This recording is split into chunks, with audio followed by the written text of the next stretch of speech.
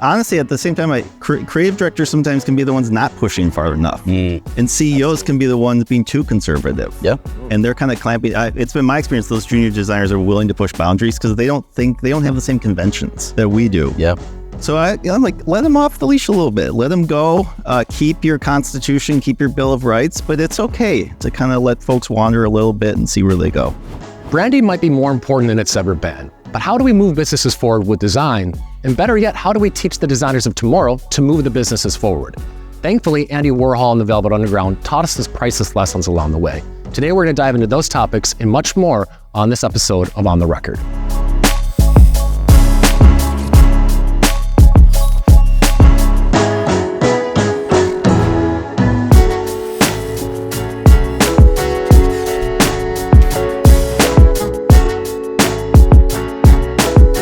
All right, today we're thrilled. McLean Donnelly, you joined us from the University of Minnesota, currently running a program, one of one in the country, I might add, teaching the design students of tomorrow how to apply user experience to design practice. McLean, welcome to On the Record. Thank you for being here, y'all. Excited to talk with you. Absolutely. We're gonna do a lot of talking. To my right, my man, Michael Saka, CEO of Leadpages, earlier coined head honcho of marketing at Leadpages, Ryan Truex.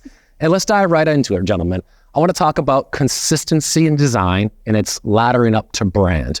Michael, tell me a little bit about what you think design consistency means to a brand story. I think it goes a little bit beyond. I think too often we get caught in the brand book. We get caught in the typography. We get caught in the color palettes. I think what we see now, the brands that are winning, they're able to stretch out of that either on a campaign level or even like taking big swings yearly at a whole different look and feel. There needs to be a thread. Yeah. And I think that's the hard part, is to find that thread. But I don't think the thread is as tight as it used to be and as it needs to be. Absolutely. Yeah. Yeah, McLean, you're fostering the development of the designer of tomorrow. What does it look like and what are you telling students about design and its consistency? That's a good question. So I'm a UX designer by trade. So I would say it's a little different from graphic design, industrial design, UX design, architecture, where you're coming from. Yeah. Some UX folks will say, consistency, it's got to be the same pattern. You can't have like a different button on one site and that helps the user. So there's kind of a baseline consistency that I think is important. But I will say, medium hot take, this is Minnesota, so ketchup is spicy. Keep it hot. But consistency can be the enemy of progress. Yeah. Yes. And that, like what you all are doing with your brand, with this, if you aren't pushing boundaries, try new things, your brand's not going to extend. So I think it's that nice balance between knowing where users are at, but also pushing the brand forward to meet those new users of tomorrow. Yeah, and that's the theme today. Today, the title of this episode is The Future of Design. What we're saying is the future of design is two things. It's either status quo or YOLO. We're going to explore, the Velvet Underground's record and kind of the traditional design system in which we're able to say, well, that works, it's tried and true. But does it work into the future? Does the buyer of tomorrow get informed by that? So what do you think when you look off around the corner, Michael, and what might inform a purchase decision through design? Are we looking at things that have always worked? Or are we straying from those things? I think there's always reference to the past. There's things that worked, but it doesn't mean that we need to find one thing and stick to it. That's fair. And I think we're always referencing classic design. I think this cover is a great example of that. Yeah. But that doesn't mean that if you put a banana on every single cover, people are going to care, right? It worked because of the context of that time, which we'll get into. But that doesn't mean that this exact font, this treatment, this idea will work over and over and over again. I think that's the challenge of the brand, is finding what works for right now for you and what you're trying to deliver, who you're trying to attract, what is the story you're trying to tell. But what I hope people can start to take away is that we don't need to be as rigid, because that's not what consumers are looking for.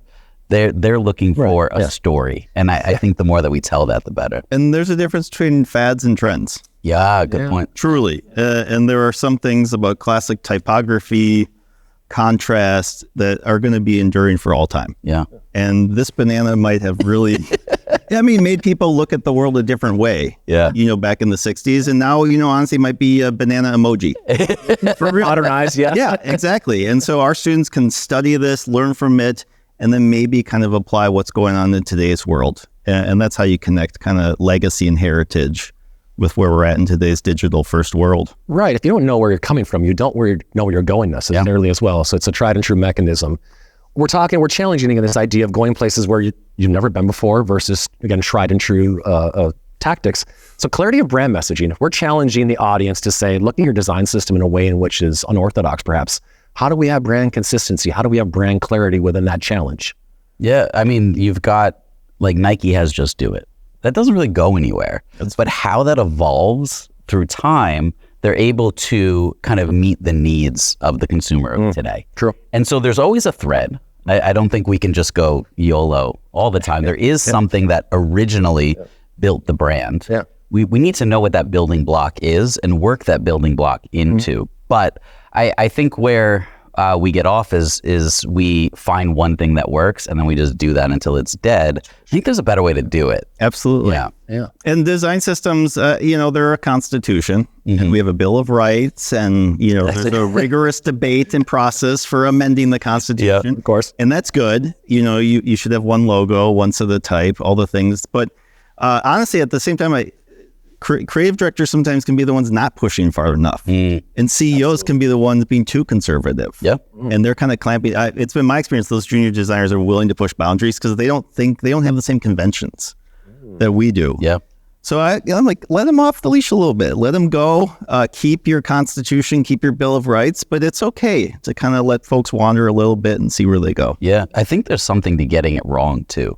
Like all brands have failed, especially the ones that have been around for a while. Yeah. There are shoes that we will not remember from Nike. There are products from Apple that have gone to the wayside, and even campaigns that didn't quite hit. But that doesn't mean that it killed the brand. And we're so scared sometimes of deviating or even getting a bad campaign that we keep going back to what worked previously rather than allowing ourselves to push the boundaries, get it wrong, knowing that we can recover, we can recreate it again. And you got to hear past the noise. I was a UX manager at Expedia. So right now, if you go to Expedia, there's 1.2 million users on the site. There's 34 instances of the site running right now. We would change one thing, panic, how dare you, turn it back. And then 4 months later, we change it and they'd be like, no, go back to that thing. And so also sometimes you just got to kind of put the noise away. You're going to see the comments. Yeah. But users are smart, they're savvy, they'll come with you. So sometimes just pushing past that noise and seeing where you're at in 3-4 months and checking back in. Yeah, 100%. That's a great point. As we start to look at the future of selling, no matter what it might be, there's this idea of personalization, right? We're all thinking that we can look at smaller cohorts and then kind of give them unique, tailored messaging. How do we do personalized design at scale? Is it even achievable? Does YOLO live inside of that where you really can go that far? Or is this where the tried and true standards come back to life? So personalization has been very hard because of the technology. True. For a lot of reasons. And, Amazon was the first to really kind of market it. If you like this, then you like this. And that was, really the foundations of Amazon and personalization as we know it. I am not like a UX visionary or futurist. Oh, come on. I would say I'm more of a pragmatist, than anything. But I will just say, I think AI is really going to be the game changer for personalization. I just think the tech's there now. And my students are designing with AI, and it is just awesome to see what they're doing with it, things I never would have thought of, the experiences. So I'm very excited now that the technology is there and designers kind of have this freedom now to build these experiences that we never quite considered before. What a refreshing perspective, because many of us that sit in the copywriting chairs, the design chair, start to look off and say, is my job still relevant in 2 to 3 years? You're suggesting that the embracing of that is actually how we find security into the future, correct? Or am I wrong? My students, we've designed AI tutors. Tutoring's expensive, right? You got a middle schooler, getting a Spanish tutor, that's a lot. Yeah. For $9.99, you can get an AI to do that for you, right? Yeah. AI can be your lawyer. Starting a company costs $5,000, all those docs. An AI lawyer can do that for $10. And these are experiences. So someone has to design those experiences. Yep. Yeah. And so I just think this is a whole new frontier of design. And we aren't constrained by systems or technologies. And it's true, like capital C creative design. And so it's very exciting to see what they're coming up with. Yeah, I love that. I like to pull our thread back. You got a marketer here. I got to sell stuff. I got a job to hold. I got revenue standards and such. attracting new audiences while taking some risks, right? Like as a marketer, I'm often taking risks, but through design, how far can we go and how much are we willing to test in the way of your acquisition strategy being formed by progressive design trends or new installs? Yeah, I mean, I think with the personalization, we tie it back in. Yeah. We can actually take more risks at a smaller scale, which That's is how true. risks should be taken. That is true. In many ways, if we're looking to hedge our bets. Yeah. And so I think it's actually quite exciting because while the modalities of design may start to evolve, maybe we're using more prompts, maybe, right? But the end result is actually expansive. Yeah. So now we would make one campaign for one persona that we hope is wide enough to attract a new customer. Yep. Now maybe we have to make 10 different micro personas that we've identified that need slightly different messaging, maybe slightly different visuals. Mm-hmm. So the job of the designer is still to keep that thread going throughout that work, and maybe what those pixels look like may change. But I think it's a really exciting time where actually the impact can be greater, and the even though the modality may start to shift. Designers are natural risk takers, which is great. But you can't just throw caution to the wind and be like, okay, here's this new, it doesn't work like that. You have to be able to measure and say why this risk is working. Yeah. Yep. Truly. And so that's where designers stumble. They're going to push something great, bold, big. They aren't going to have the clicks to prove it, the conversion to prove it, whatever it might be. And so I think that's honestly the missing piece. We'll take risks. We'll do great work. But those designers just don't know how to kind of pull it back in. So folks like you say, you know what, let's roll with this now. Yeah. And that's the only kind of thing missing right now. You mentioned just earlier how creative directors themselves, and not all, we're not speaking, of course, globally, but they can find themselves in a bit of a holding pattern, if you will. You're talking about building the designer of tomorrow, one of which might challenge said creative director. How are you setting them up for that professional dynamic? That's a pretty big position on that new designer to say, hey, creative director, I don't think we're YOLOing enough, quite honestly. Or, how would you go about that, I guess? The soft skills are the hardest to learn. Unquestionably, right? These kids pick up tools real quick, faster than I do. I mean, Figma, they're just flying around. So I appreciate that. But, we bring in real industry pros to critique their work. Yeah. And you got to hear it. You got to hear, getting an A in school doesn't mean that that's going to work in business. Right. And so that's why when you're on internships, getting out there, industry events, I think that's just kind of on the student too. To get out there, talk with professionals, come to podcasts like this. And that's where you can pick up those soft skills. And that's really where great design happens. Yeah. Yeah, I'd have to imagine that is the true case, is it not? Yeah. So I think this is an opportunity for us to start to tilt into the conversation. It is our album of choice this day here. Obviously, Andy Warhol's cover here is one of great contention, but one of great discussion. So let's turn the page to that here on the record. At Leadpages, our designers are constantly cranking out marketing assets. Everything from landing pages, social ads, videos, and emails. So what's the one tool that keeps us on top of all of it? It's Figma. From brainstorming all the way through final designs, Figma is where the magic happens. Its collaboration features make feedback and approvals incredibly smooth, and it's a powerhouse when it comes to building prototypes for our platform. Take it from a marketing leader. If you and your team aren't already benefiting from this powerful tool, you need to try it on for size. Go to Figma.com and give it a shot. Now, back to On the Record.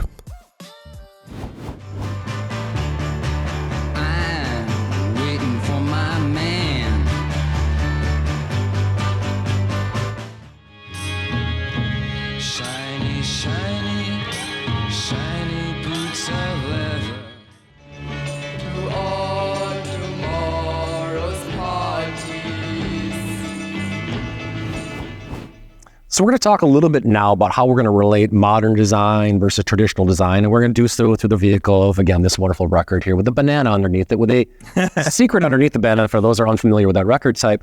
But I want to talk a little bit about how we relate the designers of tomorrow back to this design choice here. They went very minimalistic. There's negative space everywhere. And they took something that was iconic, but wasn't iconic until it created its own story. Yeah. How do we achieve these similar kinds of successes in design, or is this the anomaly?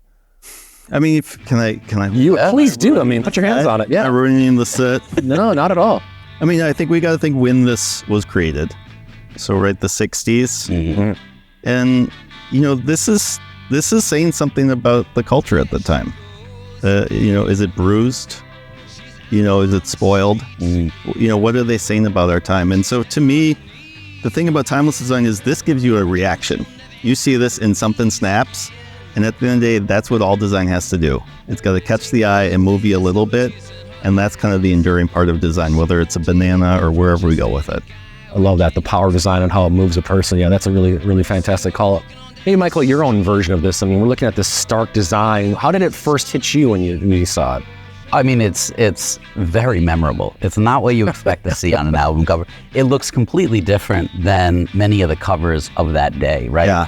So like, you can tell he knew, like, looking at a record store, this thing was going to pop off the shelf. People are going in, they're looking to discover new music. Yep. This was going to stand out. And it's the type of thing that you're willing to take a risk on.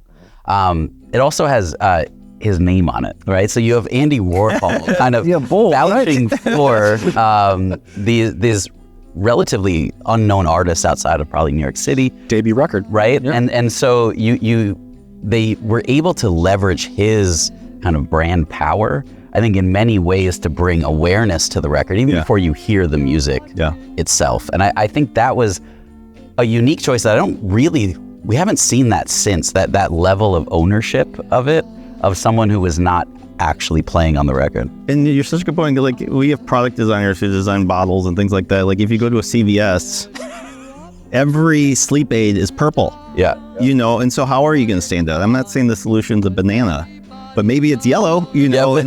Right. That's true. Whether it's product design, marketing, wherever you're at, you know, if everyone's doing A, try B for a little bit. See what happens. That's a fantastic point. I want to kind of strike the balance between innovation and tradition, right? I mean, how are you cultivating that, McLean, with the younger generation of designers, the ones of which Michael and I will employ and work with into the future? Like, how do you bring innovation to life through design? That's a good question. I tell them, honestly, pick your spots. Okay. There are times to innovate and times to run the business. And so let's go back to like that banking example. You know what? We probably don't want to rock the boat with people's like finances, how they pay their mortgage, things like that. Yep. We keep that in place. But maybe we can reinvent the ATM. Maybe we can reinvent what it's like to go through that teller experience. Maybe we can use AI there.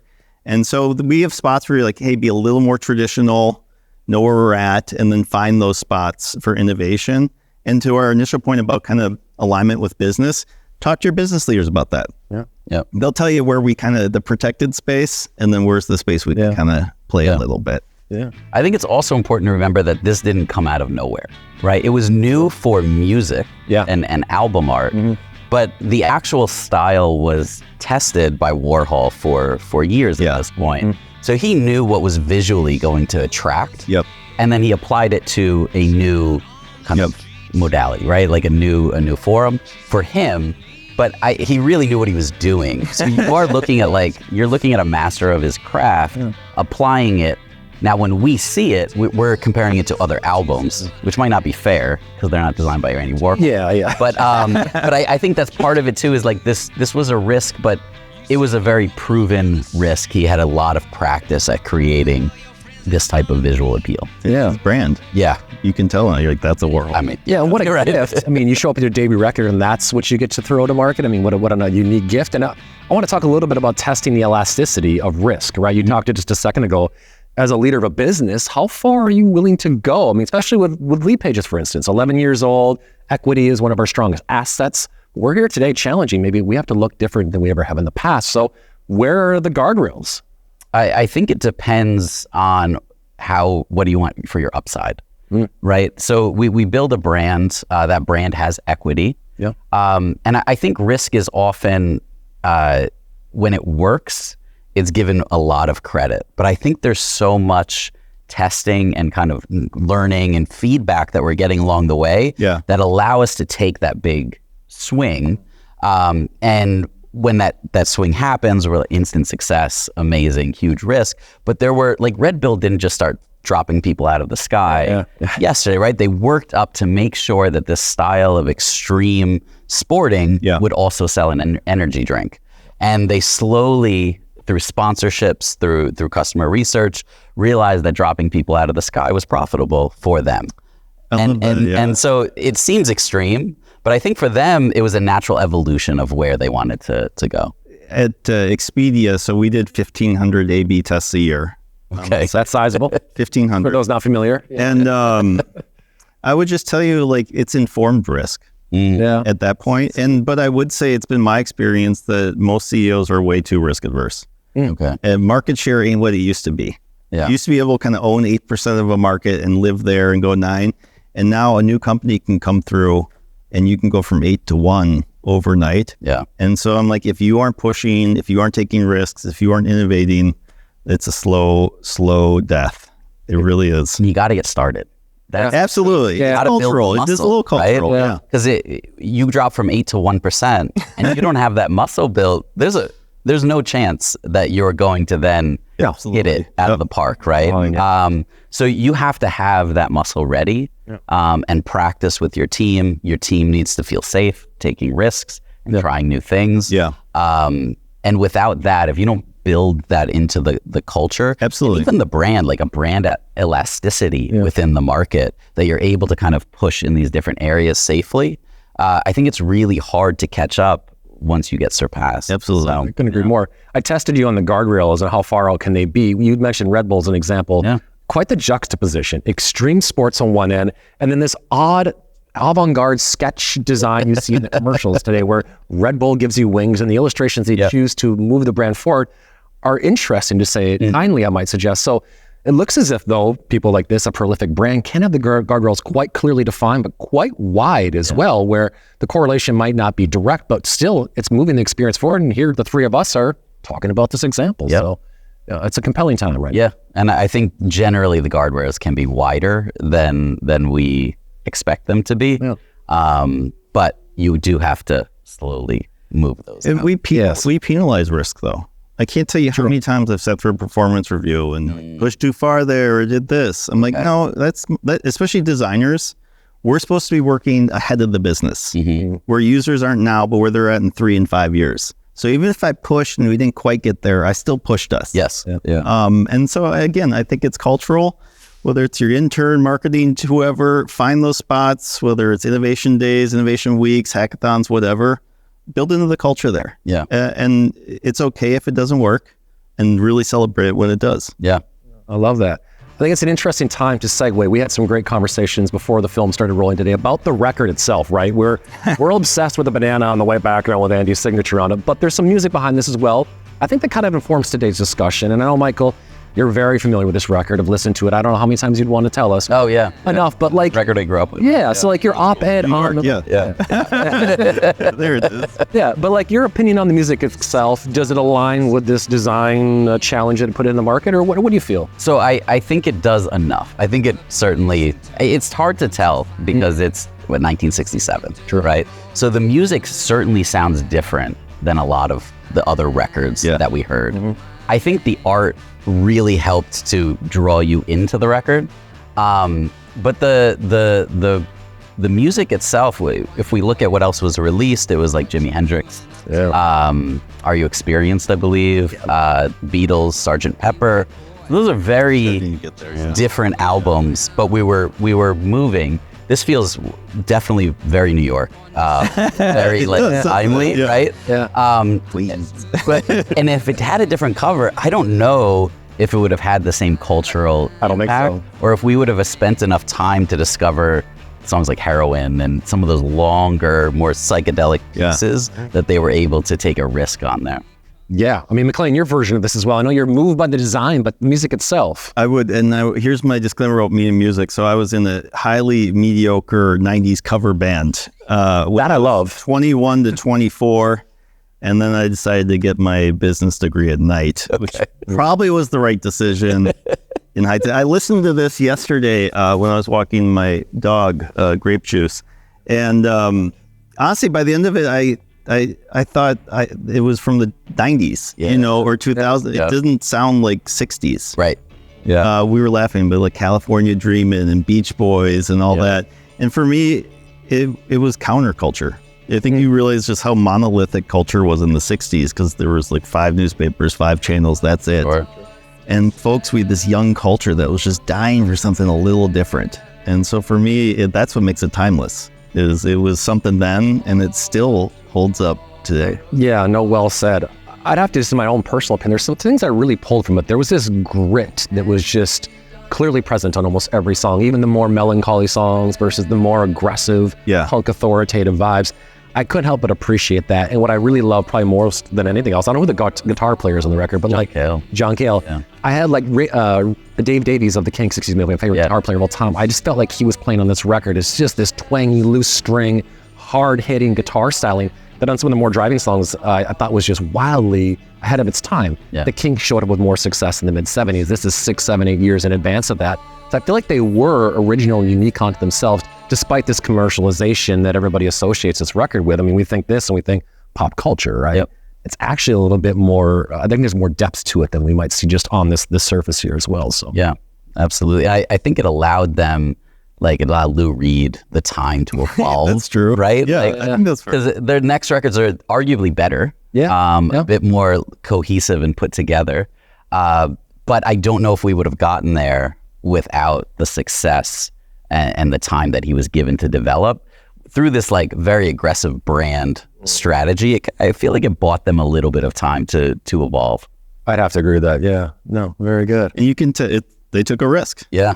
And they pushed it, and they got rewarded for it. Absolutely. That's for sure, because we're talking about it. Yeah, I mean, that's what 50 years. Yeah, that's what we challenge the listener today. Is like, you only live once, or do you just adhere to what was already proven to be successful? There's the safe way, and there's the uncharted waters. And I think we might be kind of putting a bow on today's conversation, encouraging the designer of tomorrow, the CEO of tomorrow, the marketing leader of tomorrow, to really challenge designers to get the best out of them. Because I think business outcomes are best found when we go where others fear to go, right? Absolutely. And here it is. I mean, Banana on a record, they went where others did not go.